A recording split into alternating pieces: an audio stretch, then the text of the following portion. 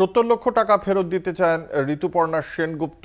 ইডির কাছে এমনটাই আর্জি জানিয়েছেন অভিনেত্রী, এমনটাই জানতে পারা যাচ্ছে। আপনারা সকলেই জানেন, রেশন দুর্নীতি মামলায় ইতিমধ্যেই অভিনেত্রীকে জিজ্ঞাসাবাদ করা হয়েছিল ইডির পক্ষ থেকে, এবং জিজ্ঞাসাবাদের পরেই টাকা ফেরতের আর্জি জানিয়েছেন ঋতুপর্ণা সেনগুপ্ত। আমাদের সঙ্গে রয়েছেন আমাদের প্রতিনিধি রিয়া মাঝি। রিয়া, এখনো পর্যন্ত ইডি সূত্রে এই বিষয়ে আর কি তথ্য পাওয়া যাচ্ছে?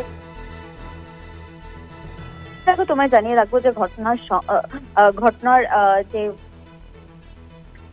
অঙ্ক শোনা যাচ্ছে। হ্যাঁ, দেখো, এই যে মূলত যেই কারণে তাকে তলব করা হয়েছিল, আমরা দেখেছিলাম যে একাধিকবার তাকে তলব করা হয়েছে রেশন দুর্নীতি কাণ্ডে, এবং তাকে যখন তলব করা হয়েছিল তিনি দেখা গিয়েছিল যে বেশ কয়েকটি তলব এড়িয়েছে, এবং অবশেষে একটি তলবে তিনি গিয়েছেন এবং দীর্ঘক্ষণ তাকে জিজ্ঞাসাবাদ করা হয়।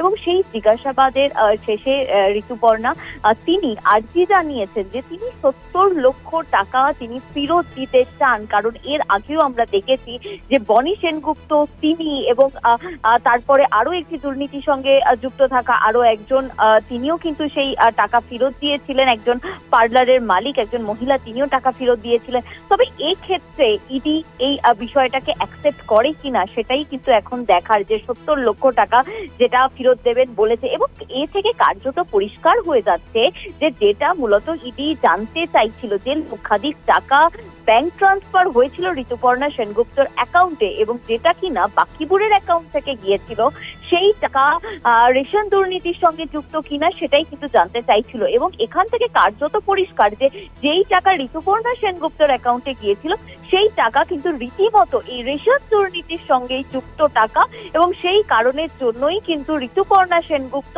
তিনি এই 70 লক্ষ টাকা ফেরত দিতে চেয়েছেন বলে এমনটাই জানা যাচ্ছে। তবে তিনি আর্জি জানিয়েছেন, সেটা অ্যাকসেপ্ট হবে কিনা সেটা কিন্তু এখনো অব্দি শিওর নয়, বা ইডির তরফ থেকেও কিন্তু পাল্টা কোনো উত্তর দেওয়া হয়নি। তবে ঋতুপর্ণা সেনগুপ্ত তিনি আর্জি জানিয়েছেন এই ইডি কর্তাদের কাছে বলে এমনটাই ইডি সূত্রে জানা যাচ্ছে। ধন্যবাদ। আমাদের সঙ্গে ছিলেন আমাদের প্রতিনিধি রিয়া মাঝি।